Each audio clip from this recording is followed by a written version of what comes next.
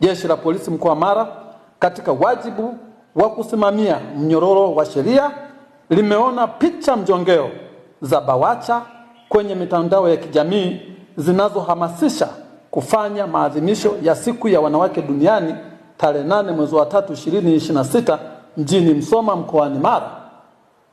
Kitendo cha BAWACHA kufanya hivyo ni ukiukwaji wa makusudi wa amri ya Mahakama Kuu ya Tanzania iliyotolewa tarehe 10 mwezi wa 6 2025 inayokitaka chama cha siasa Chadema kutofanya shughuli za kisiasa hadi kesi yao ya msingi itakapomalizika mahakamani. Kwa amri hiyo, Jeshi la Polisi mkoa wa Mara linaendelea kuitambua amri hiyo kwani haijatenguliwa.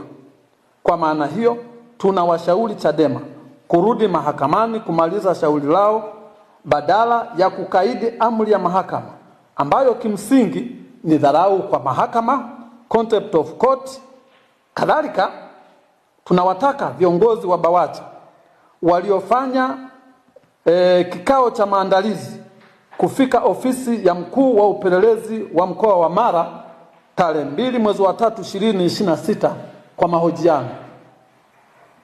Jeshi la Polisi mkoa wa Mara linatoa wito kwa wananchi kuendelea kuishi na kutii sheria mbalimbali za nchi,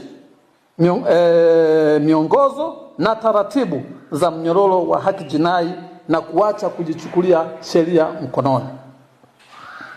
Wakati huo huo, Jeshi la Polisi mkoa wa Mara linapenda kukanusha vikali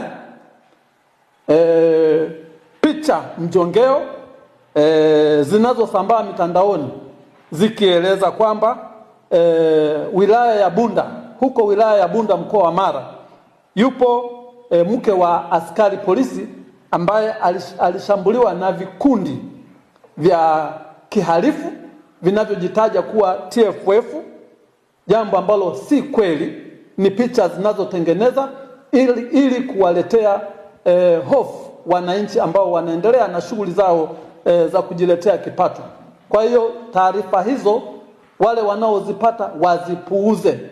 Wananchi wa mkoa wa Mara wanaendelea kuchapa kazi zao kwa usalama kabisa, na vikundi hivyo vya kihalifu vipuuzwe hizo propaganda zao. Asanteni sana kwa kunisikiliza.